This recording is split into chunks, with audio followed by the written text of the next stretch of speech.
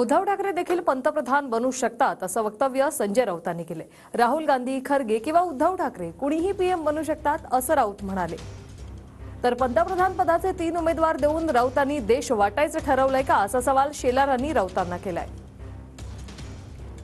पहिल्यांदा महायुतीचे पंतप्रधान पदाचे उमेदवार नरेंद्र मोदी साहेब आहेत। समोर कोण पंतप्रधान पदाचे उमेदवार आहेत ते पहिले सांगा।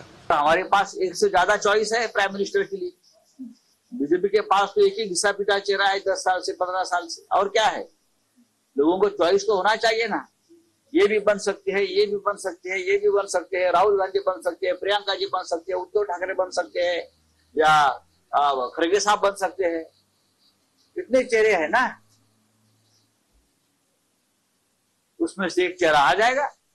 नाही म्हणून हा देश काय 3 भागामध्ये वाटायचं ठरवलं त्यांनी। 3 पंतप्रधान पदाचे उमेदवार घेऊन 3 भागात देश वाटवण्याचा संजय राऊत यांचा प्रयत्न भारत सहन करणार नाही।